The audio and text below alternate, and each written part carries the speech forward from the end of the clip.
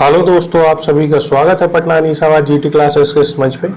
आइए मेरी इस मंथ की पे स्लिप को देखते हैं और समझने का प्रयास करते हैं कि एक टेक्नीशियन को क्या इतनी पेमेंट भी मिलती है। देखिए यहाँ पे मेरी पेमेंट इस बार जो अप्रैल माह की है, जो अप्रैल मंथ की है, वो ग्रॉस पेमेंट मेरी 49,565 रुपये बनी है। ये 49,565 इस मंथ बनी है या हर मंथ यही तरीके से या इसी टाइप से मेरी पेमेंट जो ग्रेड थर्ड या हम यह बोले कि टेक्नीशियन थर्ड की पेमेंट है, यह 49,565 बनती है। हम पिछले महीने के कंपेयर करेंगे इस महीने के पेमेंट से। आइए देखते हैं और समझने का प्रयास करते हैं। देखिए धीरे धीरे हम समझते हैं।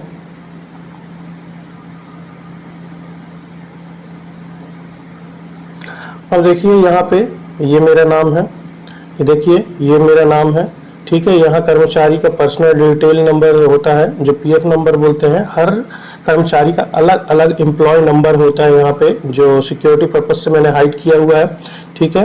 अब और देखिए क्या क्या दिया हुआ है इसमें। यहाँ ये मेरा नाम, ये मेरी जन्म तिथि दी हुई है, ठीक है। यहाँ पे हमारा प्राण कार्ड जो हम बोलते हैं परमानेंट रिटायर अकाउंट नंबर जो होता है, यहाँ पे वो दिया हुआ है, ठीक है।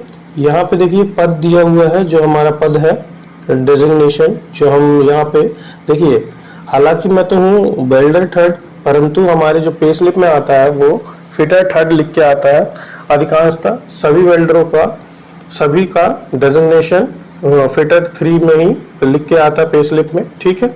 अब देखिए डेट ऑफ ज्वाइनिंग दिया हुआ है, कार्य ग्रहण करने की तिथि जब मेरी भर्ती हुई थी। मेरी भर्ती 4/8/2020 की है। और ये मेरा जो है पेमेंट का मोड है कि किस तरीके से पेमेंट आती है निफ्ट के द्वारा। और ये मेरा विभाग है, यहाँ पे देखिए विभाग लिखा हुआ है। इसमें क्या है, ये लिखा हुआ मैकेनिकल, अर्थात मैं यांत्रिक विभाग के अंतर्गत कार्य करता हूँ या कार्यरत हूँ टेक्नीशियन 3 के पद पर। अब देखिए लेवल देख लेते हैं। लेवल देखिए अभी तक मेरा लेवल 2 है क्योंकि मेरा प्रमोशन नहीं हुआ, ठीक है। और ये बैंक की डिटेल है, मेरा बैंक है बैंक ऑफ इंडिया है, ये IFC कोड वगैरह है, सिक्योरिटी पर्पज से मैंने हाइड किया हुआ, ये अकाउंट नंबर है और ये पैन नंबर है, ठीक है।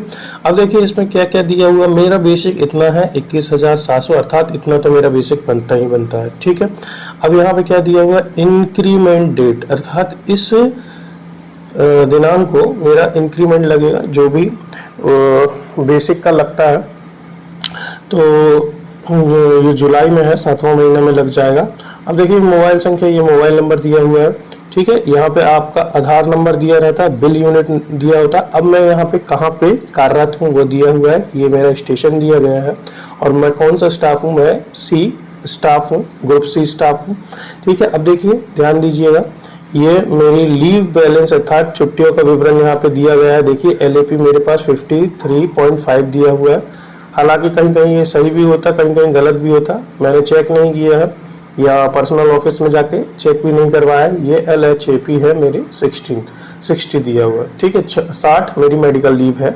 अब देखिए ड्यूटी जो कार्य दिवस है, मैंने ड्यूटी 30 दिन की है। और वेतन जो आपको दिया जा रहा है, देखो विदाउट पे, यहाँ पे विदाउट पे मेरे को अभी एक भी दिन नहीं किया गया, उसका ये दिया हुआ वेतन रहित दिवस, ठीक है। किसी किसी को क्या होता है, पेमेंट काट ली जाती है अगर छुट्टी नहीं लग पाती है सेंशन होने के बाद भी कुछ कारणवश, तो वहाँ पे डेट मतलब डेट दे दिया जाता है कि आप इतने दिन आपको विदाउट पे रखा गया है, इतने दिन विदाउट पे नहीं रखा गया। तो इधर पे 0 देने का अर्थ ये है कि मैं विदाउट पे अभी तक इस मंथ में नहीं हुआ हूँ, ठीक है। अब देखिए जो हमारा सकल वेतन है, जिसे हम ग्रॉस पेमेंट बोलते हैं, वो मेरा बना है 49,565 रुपये, ठीक है।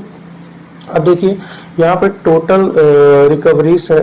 इसका अर्थ क्या होता है, टोटल रिकवरीज का मतलब कुल कटौतियां। मैंने क्या किया है, कुछ लोन उठाया जिसके कारण, और NPS वगैरह और जो इंश्योरेंस वगैरह होता है कर्मचारी का, वो पेमेंट कटता है, पेमेंट से कटता है। तो ये मेरा 9,949 रुपये कटा है।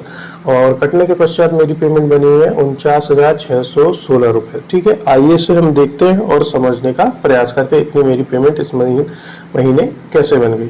हालांकि अगर हम देखने जाएं तो पिछले महीने मेरी पेमेंट कम बनी थी, उसे भी हम देख लेंगे और समझने का प्रयास करेंगे। देखिए ध्यान दीजिए, ये मेरा बेसिक पेमेंट दिया हुआ है। बेसिक पेमेंट मेरा जो है 21,700 है, ठीक है। ये आपका 21,700 दिया हुआ है। अब देखिए, ध्यान दीजिए,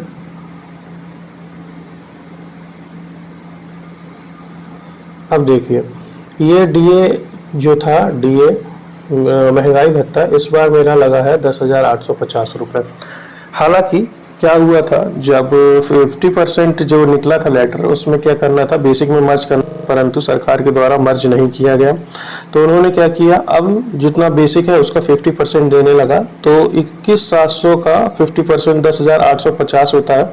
अब देखिए, जो आपका 50% जो देना था आपको, वो जनवरी माह से देना था, 1 जनवरी 2024 से देना था, यहाँ से देना था। परंतु क्या हुआ, 3 मंथ का नहीं दिया गया, जनवरी, ठीक, फरवरी और ये मार्च, ये देना था इनको जनवरी से, परंतु उन्होंने नहीं दिया। जिसका एरियर मिला है, देखिए 868 रुपये, मतलब पहले 46% था, तो 46% के हिसाब से आ रहा था।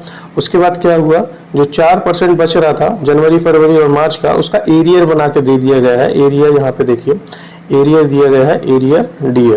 तो ये जनवरी माह का इतना है जो बकाया राशि था, ये फरवरी माह का है और ये मार्च माह का। 3 राशि यहाँ पे दी गई है। अगर हम गौर से देखें तो 3 राशि कितनी है, 868, 868, 868। तो ये हमारा क्या है, जनवरी, फरवरी, मार्च का जो 4% छूटा था उसको दिया गया है सरकार के द्वारा। ठीक है, अब देखिए, ध्यान दीजिए, अब यहाँ पे मेरा HRA है। HRA देखिए, HRA कितना है, 1953 रुपये है। ये ट्रांसपोर्ट अलाउंस है 1350 रुपये। अब देखिए एरियर TPA क्या, मतलब ट्रांसपोर्ट अलाउंस का भी एरियर दिया गया है, जनवरी, फरवरी और मार्च का मुझे वो दिया गया है। क्या दिया गया है, एरियर दिया गया है। तो देखिए 36 रुपये है, 36 रुपये है ये। अब देखिए, ध्यान दीजिए, मैक्सिमम जो पेमेंट जो मेरा इतना दिखा रहा है, इतना हाई दिखा रहा है, उसका मेन रीज़न क्या है, उसका मेन रीज़न ये है, ये ट्रैवलिंग अलाउंस है। जो हम ट्रेनिंग पे गए थे, ट्रेनिंग पे हम क्या भोपाल गए थे, तो उसका मुझे ये 11,000 रुपये टीए मिला है। टीए का फॉर्म मैंने भरा था। अगर किसी कर्मचारी को टीए का फॉर्म नहीं भरते बनता है तो वो कमेंट कर सकता है, मैं बता दूंगा कि किस तरीके से टीए का फॉर्म भरा जाता है। ठीक है, तो कितने दिन का मेरा था, 28 दिन का ये टीए है मेरा, जो मैंने फिल करके दिया था, या क्लेम बोलते हैं, जो 28 डे का मैंने क्लेम किया था। तो 11,000 रुपये यहाँ से मैक्सिमम मिलके आया है जो इस महीने। ठीक है, इस तरीके से ये 11,000 हुआ है। और ध्यान दीजिए, जो रिकवरीज बोलते हैं, या हम जिसे कटौतियाँ बोलते हैं, ये देखिए, ये रिकवरीज या कटौतियाँ हैं, ये है। अब देखिए, रेलवे क्या करती है, एम्प्लॉय का इंश्योरेंस का कुछ पैसा काटती है, ये 30 रुपये काटा जाता है। अब न्यू पेंशन स्कीम में 3,515 रुपये कटते हैं, और एमपी में टैक्स कटता है। ध्यान दीजिए, पहले मैं यूपी में था, वहाँ पे किसी प्रकार का कोई यूपी टैक्स नहीं काटा जाता था, परंतु यहाँ एमपी में क्या होता है, एमपी टैक्स काटती है सरकार। ठीक है, उसके बाद क्या हुआ, मैंने लोन उठाया था और अपना खाता खुलवाया था, तो उसी का ECCS सोसाइटी का था, जो एक बैंक होता है जिसके थ्रू आप लोन उठा सकते हैं। तो मैंने लोन उठाया था, या ये बोलूँ खाता खुलवाया था। तो रिटायरमेंट तक कुछ अमाउंट या कुछ धनराशि आपके पेमेंट से हर महीने काटी जाती है। तो मेरा 1,800 रुपये हर महीने जाता है। अब ध्यान दीजिए, यहाँ पे ध्यान दीजिए, अब देखिए, अब वो जो मैंने लोन उठाया था उसमें क्या है, तो लोन उठाया था तो उसकी कुछ किस्तें हैं। यहाँ पे देखिए क्या है, टोटल 12 किस्तों में रिकवर करना था। मैंने 7 किस्त जमा कर दी है, 5 किस्त और बची हुई है। ये 4,396 रुपये की कटौती होती है। ठीक है, इस तरीके से मेरी पेमेंट है। तो ध्यान दीजिए, ये तो मेरी हुई इस महीने की, अप्रैल माह की, जो इतनी आपको हाई दिख रही होगी पेमेंट कि इतना ग्रॉस बन रहा है, रिकवरी इतनी हो रही है, और ये 39,616 रुपये मिल रही। हालांकि मैं अभी टैग 3 हूँ, क्योंकि मेरा प्रमोशन नहीं हुआ, क्योंकि मैंने ट्रांसफ़र करा लिया था। ठीक है, टैग 3 का। आइए ये और पिछले महीने की पेमेंट से हम थोड़ा सा कंपेयर कर लेते हैं। यहाँ पे देखिएगा, ये डीए जो है 10,850 है। ठीक है, आपका, और जो आपका ट्रैवलिंग अलाउंस है, ये देखिए ट्रैवलिंग अलाउंस है ये ट्रैवलिंग अलाउंस कितना आपको दिखा रहा है 1350, और ये आपका HRA है 1953, और ये DA है 10,850। ठीक है, पिछले महीने से थोड़ा सा कंपेयर कर लेते हैं और समझने का प्रयास करते हैं।